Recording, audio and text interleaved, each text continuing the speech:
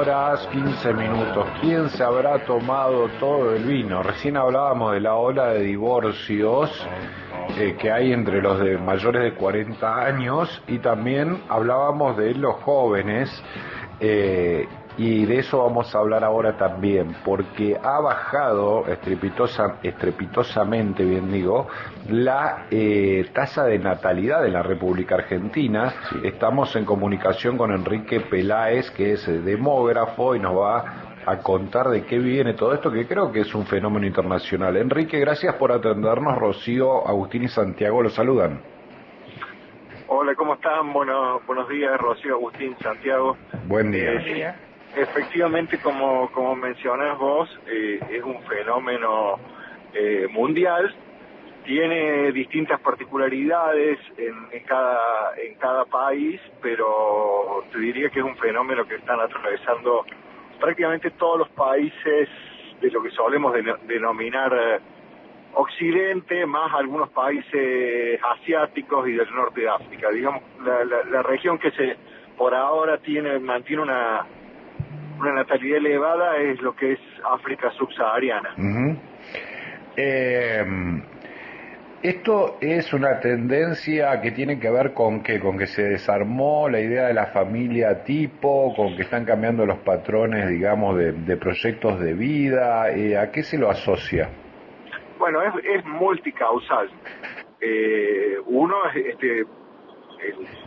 lamentablemente en Argentina, por ejemplo, no tenemos una encuesta nueva de salud sexual y reproductiva. La última es del 2013, donde sí se pueden ver estas motivaciones, pero viendo encuestas de otros países, el mayor efecto lo tiene el cambio de patrones culturales. Hay una teoría que se habla de segunda transición demográfica que se empezó a dar en Europa, uh-huh, y es que van perdiendo peso los mandatos sociales. Ya los jóvenes actuales no tienen ningún tipo de mandato, claro, y hay una priorización de los proyectos individuales, que puede ser de los más diversos. O priorizo mi carrera profesional, o priorizo bailar, o priorizo divertirme, o priorizo viajar, pero y eso claramente choca contra la responsabilidad que implica tener hijos.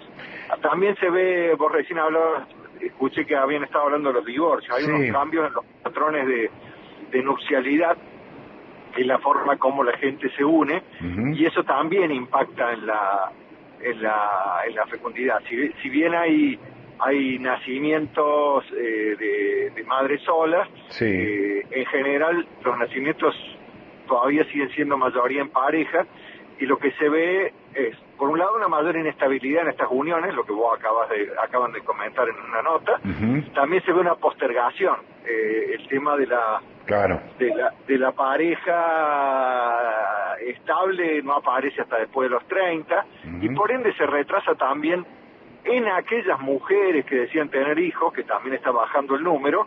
Es una discusión que aparece después de los 35, entonces ya ahí quizás tienen un hijo, a lo sumo 2, pero nunca va a haber 3 o 4 como veíamos en generaciones anteriores, ¿no? Doctor, antes de darle la palabra acá a mis compañeros, ¿esto es bueno o es malo? Porque yo no sé si seré muy frío, pero digo que bueno, porque van a ser menos en el planeta Tierra, ¿no? En un par de generaciones. A mí no me gustan esas afirmaciones de bueno o es malo. Hay buenas noticias detrás de esto, y hay algunas preocupaciones. Hay buenas noticias en el sentido de que haya una mayor concordancia entre nacimientos ocurridos y nacimientos deseados. Es una buena noticia, es decir, que no fue un tiro al aire, o no quería, o no sabía cómo cuidarme y tuve hijos. Que se vaya acercando. Ahora, por ahí puede ocurrir el hecho que uno tenga menos hijos de los que desea. Eso puede llegar a ocurrir. Ya después, uh-huh, en todo caso, sobre eso podemos hablar de un tipo de políticas. Y después la otra buena noticia que hay en estos cambios en la natalidad en Argentina, que en los últimos años hubo una caída muy marcada de la fecundidad adolescente, que son los nacimientos de hijos de madres de menos de 20 años. Uh-huh. Y en realidad, entre ellos el argentino, en el 2017 implementó un plan de prevención del embarazo adolescente, porque se considera un problema social, porque el embarazo adolescente está relacionado a mayor deserción escolar, por ende a acceso a empleo de menor calificación y por ende a una mayor reproducción de la pobreza. Entonces, ahí tenemos dos buenas noticias. Después, si querés, hablamos de los desafíos que implica para la sociedad esta caída de la natalidad. Enrique, espero estés bien. Agustín soy. Hablabas de los mandatos, pero en un momento, hace unos minutitos atrás, dijiste respecto del tener hijos, la responsabilidad de tener hijos. ¿Esto quiere decir que la decisión ya no está asociada al deseo de trascender? Por ejemplo, este cambio de mandatos tiene que ver con eso, tiene que ver con un mayor criterio o una preponderancia del individualismo en la sociedad actual? Yo creo sin duda que tiene que ver con una mayor preponderancia del individualismo. Obviamente que la natalidad no cae a cero porque todavía está ese deseo de trascender, esa necesidad por ahí o ilusión de que alguien me cuide, de tener a alguien con quien compartir la vida. Eso hace que no fuera cero, porque si es por una ecuación económica, directamente nadie tendría hijos. Eso ha ido cambiando mucho. Entonces sí, claramente la generación actual es mucho más individualista que la generación anterior. ¿Y cómo se entiende ese concepto que utilizaste antes, la responsabilidad de tener hijos, o cómo se entendía en todo caso ese concepto que uno puede presuponer por lo que decís que corresponde a un tiempo pretérito? Bueno, te pido un ejemplo. La generación, bueno, estoy entre los 50 y los 60, y la generación nuestra tenía más el concepto pareja para toda la vida. Entrabas a un trabajo y creías que te ibas a quedar ahí indefinidamente, y bueno, teníamos todos esos como ejes estructurales de la vida. No quiere decir que había personas que no, pero la mayoría, estoy hablando de la mayoría. Hoy vemos en los jóvenes el trabajo pueden cambiar cada 3 meses, 6 meses, están permanentemente moviéndose. El tema de pareja es mucho más inestable, y la responsabilidad, yo te decía, la responsabilidad de tener un hijo es una responsabilidad que te es para toda la vida. Entonces choca con esa sensación de libertad que puedo cambiar de trabajo indefinidamente, cambiar de pareja indefinidamente, porque es un eje del cual tu responsabilidad, tu compromiso con los hijos no se va. Bien. Doctor, buen día. Rocío Suárez le habla. Sabe que además hay personas que manifiestan cierta preocupación, pero bueno, esto ya es muy a futuro, debido a la posible baja de aportes que pueden dar a las jubilaciones, porque teniendo en cuenta que quizá baje la natalidad, también va a bajar de alguna manera después las personas que puedan... Es algo que sucede en Europa, que hay muchas personas ya de tercera edad y en contraste con juventudes que se van renovando. Esto es algo que se habla muy a la larga, pero ¿podría ser un escenario posible? No, sin duda. Bueno, los primeros efectos de esta caída en la natalidad lo estamos viendo hay una caída en la matrícula de escuelas iniciales, ¿no? Porque la caída esta de los últimos 10 años, de casi un 40%, repercute en menos demanda escolar. Eso obviamente lo llevamos 10, 15 años para adelante, y va a implicar una caída de matrícula universitaria, y también va a empezar a indicar una caída de la población en edades laborales. En demografía nosotros hablamos de bono demográfico, que sería el periodo que está atravesando Argentina ahora, cuando la población está concentrada en las edades activas, ¿ah? Pero eso tiene un tiempo de duración, y se pasa a este momento donde va cayendo el número de activos, y seguramente si tenemos un sistema previsional que está basado en una ecuación de equilibrio entre el número de beneficiarios y el número de activos, eso se resiente. Claro. Claramente va a haber que sentarse a discutir cómo vamos a repensar los sistemas previsionales.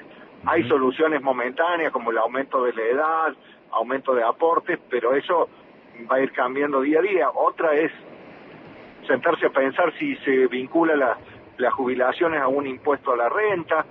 Bueno, hay múltiples posibilidades, pero sin lugar a dudas los sistemas previsionales como están definidos en Argentina y en muchos países van a tener tensión. Otro tema que va a tener tensión es el tema del cuidado de las personas.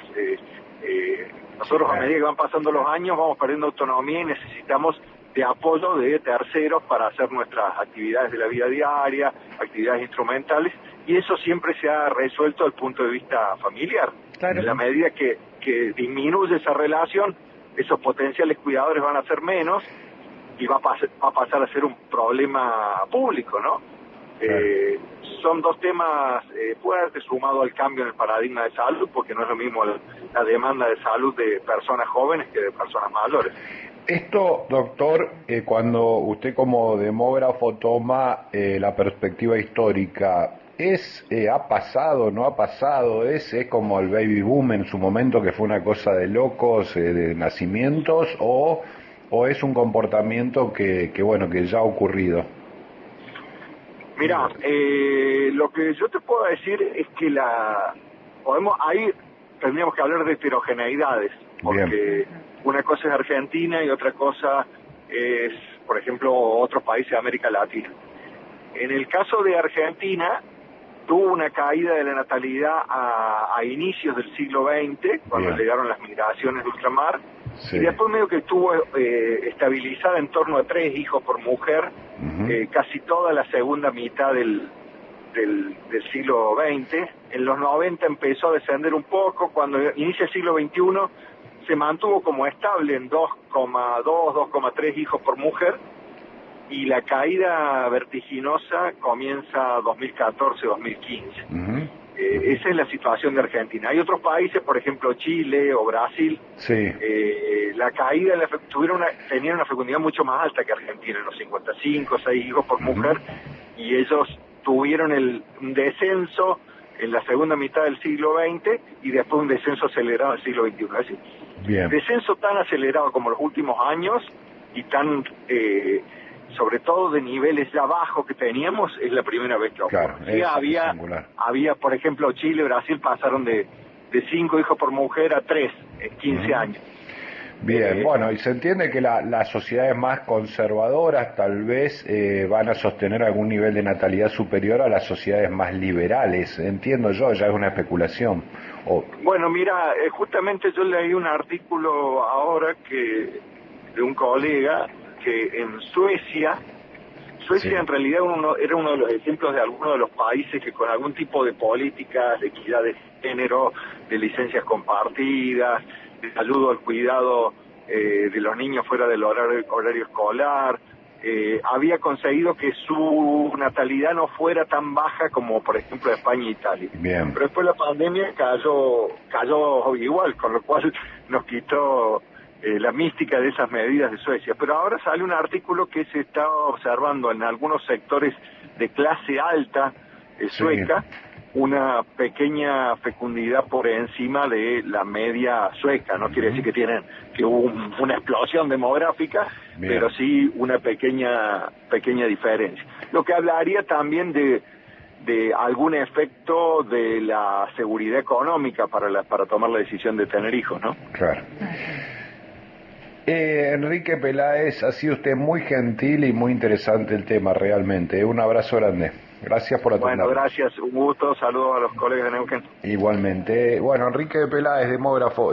Muy interesante este tema, el tema de la caída de la natalidad, que tiene que ver con toda una concepción. Hay un triunfo hay un triunfo del individualismo que es impresionante. Yo cuando escucho que el feminismo le llama a la relación de madre e hijos trabajo no remunerado, digo, wow, cómo el capitalismo con su modelo de hombre y mujer, de ser humano individualista, se ha metido incluso en esos discursos, porque en realidad tiene que ver con esto, tiene que ver con el individualismo y con ponerle precio incluso a la relación del tiempo que uno pasa con los hijos. Y no es una chicana, porque yo sé que alguna feminista va a escuchar y va a decir, bueno, no, y no le va a gustar el comentario, pero yo creo que hay algo de esto. Hay un triunfo del individualismo y del modelo capitalista que se está metiendo incluso en los discursos que aparentemente vienen a criticarlo, ¿no? En muchos sentidos. ¿Se entendió lo que quise decir? Sí, estaba pensando si en otros momentos históricos también no hubo una visión teñida o permeada por lo material en la planificación o en la concepción de la familia. Sí. Por ejemplo, en los entornos aquellos de hace varias décadas atrás, donde vos tenías familias numerosas, pero estamos hablando de familias no de 5, sino de más hijos todavía, porque representaban para un modelo económico en donde la ruralidad tenía una fuerte presencia, quizás una forma de mano de obra también para esas familias. Claro. Entonces también había una concepción material, si vos querés, de ese vínculo o de esos lazos que uno podría decir tienen que ver más con este deseo de trascendencia, o tiene que ver quizás con esta previsión hacia adelante, hacia futuro, para decir, bueno, con quién comparto mi vejez, ¿no? Porque también podría llegar a ser una cosa así, ¿no? Decir, bueno, ¿quién va a velar por vos el día que no puedas valerte por sí mismo, ¿no? No sé, estoy pensando en eso, ¿no? Me dejó pensando en eso. Es un fenómeno que creo que va a disparar muchísimas discusiones, ¿no? De qué es lo que se viene, Sí. si es bueno, si es malo. También hay una pregunta ética, digamos, bueno, ¿a dónde estamos yendo como sociedad? Yo la verdad que no lo tengo resuelto, ni mucho menos a eso, pero es una discusión ética también. A lo mejor está bien, no tiene nada de malo en principio. Uno dice, bueno, los jóvenes son más libres, no quieren ataduras, no quieren bueno para qué, lazos malo para permanentes. Claro.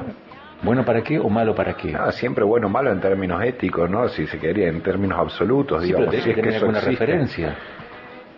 Bueno, si esto es bueno para un proyecto de sociedad, para un proyecto de vida, para si son la escala de valores que deberíamos asumir como organización social, como sociedad, si se quiere, como seres humanos, digamos, ¿no? En términos absolutos, no hay referencia en esto, es bueno o malo, es la pregunta ética de hace 2500 años. Lo que pasa es que bueno o malo es medir.